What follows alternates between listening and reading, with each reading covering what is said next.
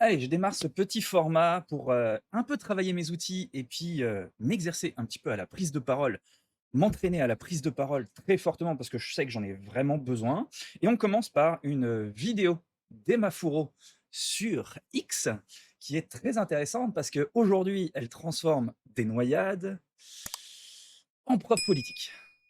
Ça devient très intéressant à analyser parce que dans cette vidéo, il y a de l'écologie, de la communication, de la rhétorique, de la peur, du militantisme et surtout une énorme guerre de l'attention. Voyons un petit peu ce qu'elle a à nous dire. On est sous canicule, donc pensez à bien vous hydrater, à éviter les activités physiques trop intenses, mais surtout, le meilleur conseil, il faut abattre le capitalisme. Cette semaine en France, le record de température a été battu pour un mois de mai et c'est malheureusement que le début. Parce que ces vagues de chaleur, comme les autres épisodes climatiques extrêmes, comme les inondations ou les méga-feux, eh bien, vont devenir de plus en plus nombreux. Donc, elle part d'un constat qui est réel, c'est-à-dire que on a de plus en plus d'épisodes de chaleur très très fortes, on a de plus en plus de catastrophes écologiques qui ont un impact sur notre civilisation qui est de plus en plus fort, avec des victimes, avec des pertes très importantes. Et donc, elle part là-dessus. Elle part sur ces constats-là pour pouvoir avancer son propre message politisant, idéologique. Et c'est ça qui est important, qui va être important à analyser derrière. Et intenses sous l'effet de l'aggravation de la crise climatique. Parce que ces canicules, elles ne tombent pas du ciel, elles ont des responsables. Les industries fossiles, dont les émissions de gaz à effet de serre ont atteint des records l'année dernière, les multinationales du béton qui artificialisent sans cesse les terres agricoles et l'espace naturel, et bien sûr nos dirigeants politiques qui ne font rien pour l'en empêcher. Voilà, donc on peut être, on peut réellement être d'accord avec ça. On peut vraiment penser que, il y a véritablement des responsables et clairement, il y a forcément des responsables. Les politiques, depuis plus d'une cinquantaine d'années, sont par accumulation responsables de, ce qui se passe, mais elle, réduit à la France quelque chose qui est vraiment mondial. Et on va pas avoir d'impact sur la Chine, on va pas avoir d'impact sur les États-Unis, on va pas avoir un grand impact sur le reste du monde. Et il faut être réaliste. Les responsabilités que l'on va avoir à construire en 2027, après 2027, pour essayer de redresser les choses, ne vont pas changer grand-chose au niveau écologique. La part de la France, même si elle faisait tout bien, la part de la France est risible sur le changement climatique. C'est tout le monde qui doit faire un effort et pas seulement la France. Rien pour lutter contre le dérèglement climatique et rien pour adapter notre société à ses effets. Parce que la France à Macron, c'est 10 à 15 milliards d'euros par an de subventions aux énergies fossiles, mais moins d'argent pour la rénovation thermique des bâtiments, donc tout pour Total Énergie, rien pour les familles. On n'est pas égaux face aux vagues de chaleur. Ceux qui sont en première ligne, ce sont les travailleuses et les travailleurs en extérieur, les personnes qui vivent dans des bouilloires thermiques ou encore les personnes sans abri. Cette Rien à redire là-dessus, je suis d'accord, effectivement, il y a une inégalité face à la chaleur et ce qui est cité, c'est une vérité. semaine, on compte déjà 7 décès liés à la chaleur. Il y a donc urgence à adopter un grand plan canicule. Et là, ça va être le premier point qui va être très problématique pour la suite et sur l'analyse de la pertinence de cette vidéo. On peut le voir déjà directement dessous, c'est la note de la communauté qui indique bah, que les 7 morts, oui, il y a eu 7 morts, effectivement, c'est factuel, hein. Il y a eu 7 morts, mais ils ne sont pas directement liés à la chaleur. C'est des morts qui sont dus à des comportements personnels et à des noyades. En adaptant le code du travail avec des seuils de température au-delà desquels le travail doit être stoppé, en renforçant le droit de retrait des salariés, en luttant contre les bouilloires thermiques et en réquisitionnant les logements vacants pour les personnes à la rue, mais aussi en rendant gratuites les piscines municipales. Ça Dans toute proposition, ce qui est intéressant, c'est de voir comment on les met en place. C'est bien, c'est intéressant de réfléchir à des solutions qu'on peut mettre en place. La vraie réflexion, c'est de savoir comment on les met en place.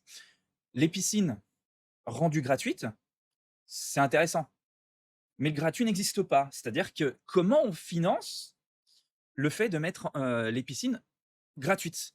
Parce qu'il va falloir payer les personnes qui font les maîtres nageurs, et cetera, les gardiens, l'entretien des piscines, et cetera. Tout ça, il faut le payer. Parce que si tu le payes pas, bah, la piscine, en fait, elle ferme. Et donc, bah, c'est plus une question de gratuit. C'est qu'il y a plus de piscine du tout. Donc, il faut les payer. C'est par les impôts, donc des taxes supplémentaires, et cetera. Donc, de toute façon, il va falloir payer de toute façon derrière. Le fait de rendre les logements vacants disponibles, c'est une grande question, beaucoup plus complexe à mettre en œuvre que par des phrases slogans qui sont souvent mise en branle comme ça. Il y a très peu de logements vacants que l'on pourrait mettre à disposition en réalité. C'est beaucoup plus complexe qu'une simple phrase et il y a beaucoup de choses derrière qui font que, bah, en fait, il y a pas tant de logements vacants qui sont réellement disponibles pour être mis à disponibilité des gens. Ça tombe bien, tout ça, on l'a déjà pensé. En juillet 2025, la France Insoumise a sorti un plan d'urgence face à la vague de chaleur de l'été dernier, et c'est malheureusement toujours d'actualité. Et avec Jean-Luc Mélenchon en 2027, on préparera enfin le pays à faire face à ces vagues de chaleur et en sortira de l'inaction climatique. Alors ça, c'est intéressant et surtout, avec les, programmes des différents candidats, pour 2027, il va y avoir vraiment quelque chose de très intéressant à décortiquer et à analyser et c'est complexe parce qu'il y a énormément de programmes, énormément de personnes qui vont se présenter, même si, il faut être réaliste, très peu ont le potentiel d'aller, au second tour, mais ça va être quand même intéressant à analyser. Donc depuis quelques jours, la France traverse une vague de chaleur très forte et Emma Fourreau, elle a sorti cette vidéo dans ce contexte-là et elle fait une explosion très forte. Elle a des affirmations aussi très fortes, notamment c'est cette victime de la chaleur, qui est tout de suite remise en cause par une note de la communauté, qui est remise en cause par énormément de faits, des journaux qui en ont parlé, qui ont détaillé ces différentes morts et qui ont pu on a très facilement, si on fait quelques petites recherches rapides sur Internet, on peut facilement voir bah, qu'il y en a deux personnes qui ont été victimes par le fait qu'elles ont fait du sport à l'extérieur et qu'elles ont été victimes en fait de cet effort par cette chaleur, effectivement. Et il y a eu 5 victimes de noyade. C'est ça, c'est cette mort. Donc, oui, c'est dans cette période-là, la chaleur est indirecte. L'autre point fort qui est, lui, par contre, idéologique, c'est le fait de rendre responsables les industries fossiles, les multinationales du béton, les dirigeants politiques. Ça, c'est idéologique. C'est ils luttent très fortement contre le capitalisme et donc tous les problèmes qu'ils peuvent identifier sont bons à mettre sur le dos du capitalisme. Et bien entendu, ce qui est important derrière cette communication, c'est une promotion, c'est une mise en avant de Mélenchon, de son programme et de sa candidature pour 2027. Donc un point important à prendre en compte quand on commence à faire l'analyse de cette vidéo, c'est que la canicule, elle existe, hein. Je pense que vous êtes tous en train de la subir. Moi, j'ai la clim, heureusement, ça va. Je travaille en ne souffrant pas trop tant que je suis dans mon bureau. Le consensus scientifique valide un changement climatique. Et surtout, il faut bien prendre en compte le fait que la chaleur tue réellement des gens. C'est une donnée de Santé France Publique qui le dit réellement et qu'il y a des comptabilisations qui sont vraiment faites et qu'il y a chaque année plusieurs milliers de personnes qui meurent à cause de la chaleur. Donc, le problème n'est pas de savoir s'il y a un réel un problème face à cette vague de chaleur, mais plutôt de savoir comment on communique sur cette vague de chaleur. Et c'est là qu'on entre dans quelque chose de beaucoup plus intéressant, enfin, en tout cas qui moi m'intéresse beaucoup plus en termes de savoir construire la forme que l'on donne à notre message. Et il est vrai que sur X, quand on met de la nuance, ça marche beaucoup moins bien. Je le sais, je vais vers, contre monts et marées, j'essaie de mettre de la nuance dans mes messages, je mets des explications derrière chacune des pensées que j'ai, mais c'est l'identité que je mets en place et je sais qu'elle n'est pas, exceptionnelle et qu'elle ne permet pas d'être, solide sur X, mais c'est pas grave, c'est parce que c'est le style que je veux me donner. Par contre, beaucoup d'autres influenceurs, ils vont à balle, ils vont à fond et ils vont directement dans le pathos, dans l'émotion parce qu'ils savent que c'est ça qui va fonctionner. Par contre, il faut savoir que, bah, l'émotion, c'est extrêmement glissant. C'est-à-dire que ça va effectivement pouvoir plus facilement générer du clic, générer, de l'impression et permettre une grande visibilité. Par contre, ça va créer forcément un fort et un très fort clivage et ça s'en ressent énormément avec cette vidéo.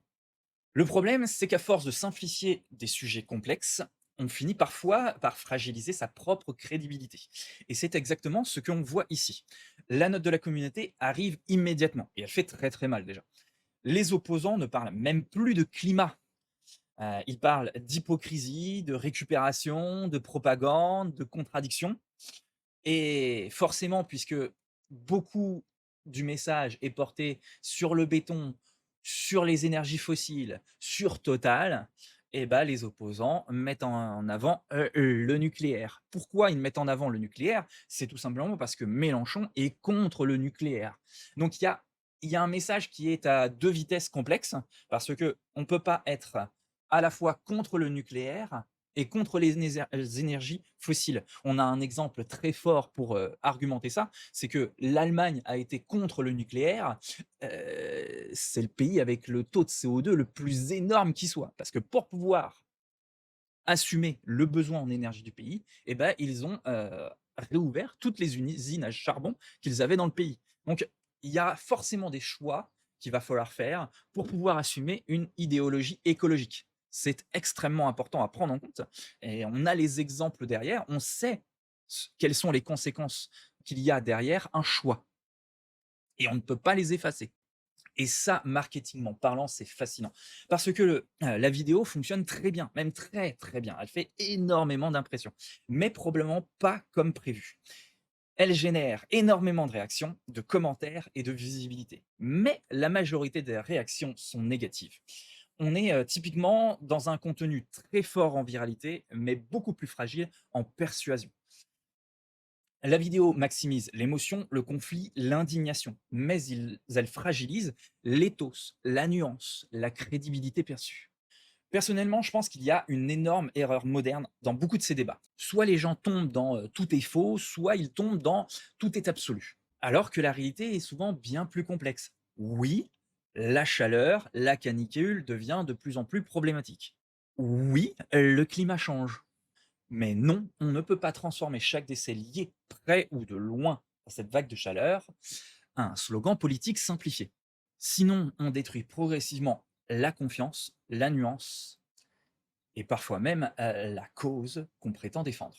Alors maintenant, on va regarder aussi un petit peu les commentaires parce que c'est ce qui va être croustillant dans cette petite vidéo. Ah, et puis c'est super croustillant. On va voir des réflexes émotionnels, des biais, des contradictions, des attaques gratuites, mais alors totalement gratuites et gratinées, des critiques pertinentes, des sophismes dans les 2 camps bien sûr et surtout, comment fonctionne réellement la guerre de l'attention sur X? Alors, pour vous faire un petit peu un état des lieux, j'ai essayé de faire un petit peu voir quelle était la proportion de, commentaires sous cette, vidéo.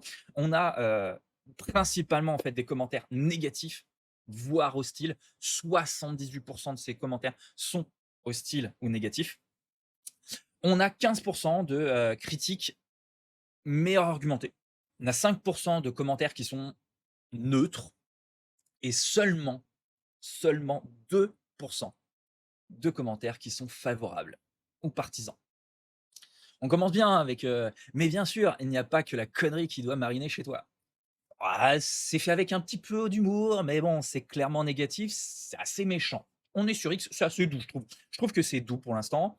On a une réflexion un petit peu, assez factuelle d'une certaine manière. Il faudrait aller chercher les sources pour s'en assurer, mais qui dit que tout simplement, le froid tue bien plus. Qu'est-ce qu'on va faire pour le froid? On a un autre commentaire qui, est très, très négatif. On a clairement, une gauchiasse et une insulte qu'on passera avec, les éléments factuels derrière, qu'il y a derrière. Dieu soit loué, la bêtise crasse ne tue pas. Pour reprendre un terme dont vous, abusez, parce que visiblement vous n'en connaissez pas le sens, vous auriez génocidé un énorme pourcentage de Français. C'est méchant. Une petite image, générée par IA pour, bien mettre en avant le, caractère, communiste de ce genre de communication. Donc après, il y a des commentaires sur le nucléaire. Celui-là, c'était un commentair de soutien, il me semble. Ouais, voilà, c'est ça. Donc, indigné par, les commentaires qu'il voit, des, bobos, des bobos et cetera. Un petit, gif de notre Mélenchon national qui dit: «Ferme ta bouche». Je pensais qu'Ursula Soudet avait, la palme de la bêtise chez LFI, puis j'ai découvert Manon Aubry et Emma Fourreau. C'est un peu sexiste quand même, je trouve, comme commentaire, hein, parce qu'il y a que 3 filles dans cette trilogie. Donc là, un commentaire, que j'avais un petit peu anticipé en parlant du nucléaire. Vous voulez supprimer les centrales nucléaires et vous venez parler de réchauffement après? Vous êtes bien dans votre tête. Oui, c'est effectivement ça. C'est en fait Les phrases, les slogans, c'est bien. Tant qu'on ne réfléchit pas comment on met en place, justement, la matière pour aller dans la direction qu'on souhaite. Sortir du nucléaire, OK. Comment tu sors du nucléaire? Quelles sont les conséquences de sortir du nucléaire? Et cetera. Qu'est-ce que tu fais pour mettre ta politique en place? Quelles vont être les conséquences de la mise en place de ta politique? Et la sortie du nucléaire, ce qui est sûr et certain, c'est que c'est pas du tout, du tout, du tout préparé et pas du tout, du tout réaliste, les préparations qui sont faites. Un tweet que je trouve rigolo. Est-ce que Jean-Luc Mélenchon interdira la canicule? Ce serait le plus efficace. Entièrement d'accord, ça serait certainement le plus efficace. Donc ça tourne comme ça à chaque fois, alerte canicule.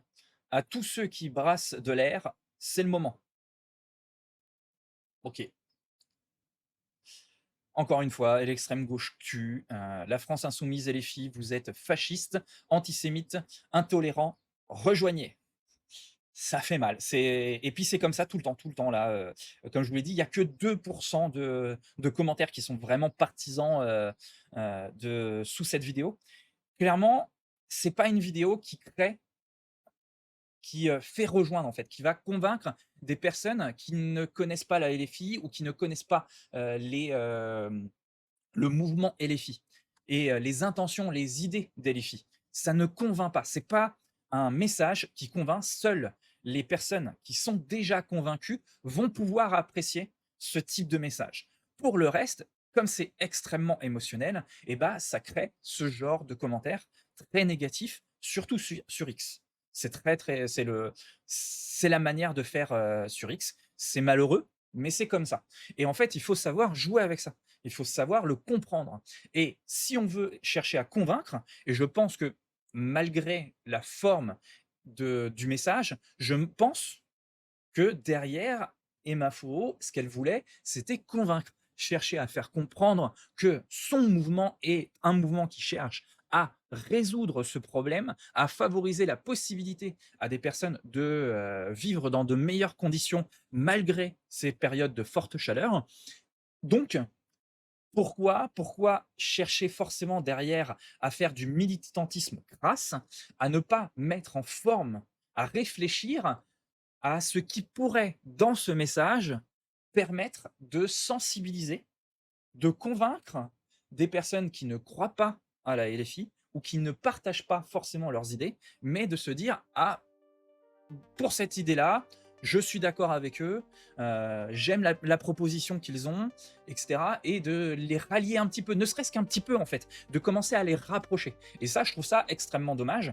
On a aujourd'hui une communication qui est de plus en plus clivante, qui est clairement dans une communication guerrière, c'est-à-dire qu'il faut aller combattre l'autre, il faut aller éliminer l'autre, et forcément, bah, quand on ne cherche pas le dialogue, quand on cherche la guerre, forcément le camp d'en face se met en position de guerre. Et on a deux camps qui s'affrontent, et c'est pas dans l'affrontement, c'est pas dans la guerre que l'on trouve des solutions pour le vivre ensemble. Moi je rappelle, le vivre ensemble, c'est de vivre ensemble, même avec des personnes dont on ne partage pas les idées. Ça veut dire trouver un axe, une compréhension de comment créer une société où on pourrait, malgré nos différences, vivre en cordialité. Si pour vous, vivre ensemble, c'est éliminer ceux qui ne pensent pas comme vous, c'est pas de la bienveillance, c'est pas le bon camp, c'est les pires heures de notre histoire. Voilà pour cette première vidéo, on va voir ce que ça va donner. Je vais faire le découpage, je vais en faire un ou deux shorts et je vais répondre à Emma Fourreau, faire mon petit commentaire à moi avec cette petite vidéo en association. J'espère que ce format vous aura plu, je vais en faire de plus en plus. Je pense que c'est un petit format assez facile à faire, malgré qu'il y a quand même un petit peu de préparation en amont, qui va me permettre de travailler un petit peu ma manière de parler devant la caméra. Je prépare plein d'autres choses petit à petit. Je sais, je mets énormément de temps à les préparer, mais ça arrive petit à petit. Je vous dis à la vidéo suivante, à la prochaine, et essayez de ne pas faire comme Emma Fourreau. Essayez de faire un petit peu plus attention à la forme que vous donnez à vos messages, en faisant attention quand même au fond, parce que là justement le fond il était un petit peu biaisé.